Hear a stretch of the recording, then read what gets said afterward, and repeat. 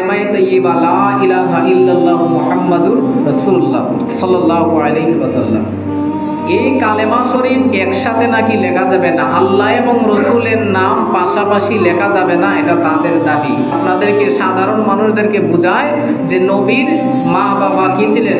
মুশরিক ছিলেন, তারা জাহান্নামী। পড়েন না নাউযুবিল্লাহি মিন যালিক। আহলে হাদিসদেরকে দেখবেন আল্লাহু আকবার, এই হাত পর্যন্ত হাত তোলে।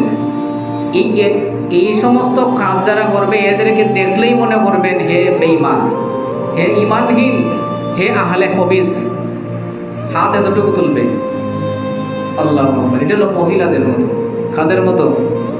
মহিলারা হাত তুলবে হাত পর্যন্ত নিয়ত বাঁধার সময়, আর পুরুষেরা হাত তুলবে কানের লতি পর্যন্ত। আবার বলে হাত পাচ্ছে। কিছু মানুষ আছে দেখবেন আবার যখন রুকুতে যাবে তখন আবার এইভাবে হাত ওঠায়, সিজদাতে যাবে তখন আবার এইভাবে হাত ওঠায়। এই যে বারবার হাত ওঠানি, এটা কোথায় আছে? ইমামের পিছনে নামাজে দাঁড়াইছে, দাঁড়াইয়া সূরা ফাতিহা পাঠ করে। এটা হানাফি মাযহাবের মধ্যে নিষেধ রয়েছে, নবীজির হাদিস মোতাবেক একটা নিষেধ রয়েছে।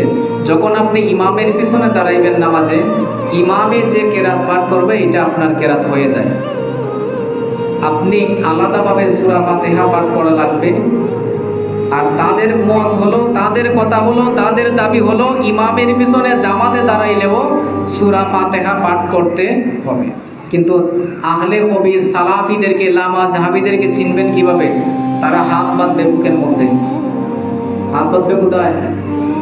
এইখান থেকে নিয়ত বাঁধবে আর হাত বাঁধবে বুকের মধ্যে, এইভাবে মহিলাদের মতো। কার মতো? এটা হলো মহিলার হাত বাঁধা। মহিলার হাত বাঁধবে বুকে, আর পুরুষে হাত বাঁধবে কোথায়? নাভির নিচে। তো যারা আহলে হাদিস সালাফি লামাযহাবি আছে তাদেরকে দেখলেই চিনবেন, তারা নামাজে যখন দাঁড়াইবে বুকের উপর হাত বাঁধবে।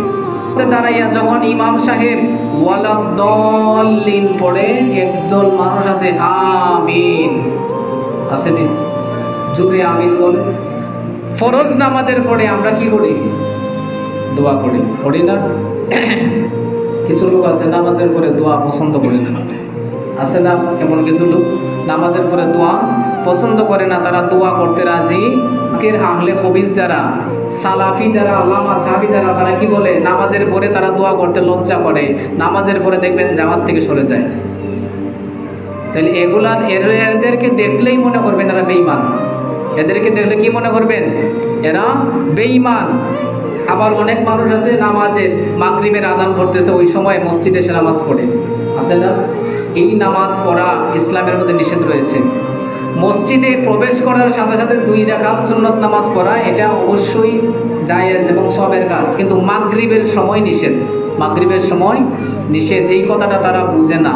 শেষ কথা হলো, লেবাস, টুপি, দাড়ি, পাগড়ি, লম্বা পাঞ্জাবি দেখলে পাগল হওয়া যাবে না। আল্লাহর নবী হাদিসের মধ্যে বলতেন, শেষ জামানায় এমন কিছু মানুষ আসবে যাদের টুপি, দাড়ি, পাগড়ি, তাদের মুখের কথা সব সময় জবানের মধ্যে তাসবিহ থাকবে, জবানের মধ্যে জিকির থাকবে। এদেরকে দেখলে মনে হবে আসমান থেকে ফেরেশতা নাজিল হয়েছে। এদের কণ্ঠের তেলাওয়াত এমন সুন্দর হবে, কুরআন তেলাওয়াত শুনলে মনে করবেন এর মতো বুজুর্গ আর কেউ নাই। কিন্তু ওই সমস্ত মানুষের টুটের নিচে ইসলাম যাবে না, এদের ভিতরে ঈমান থাকবে না।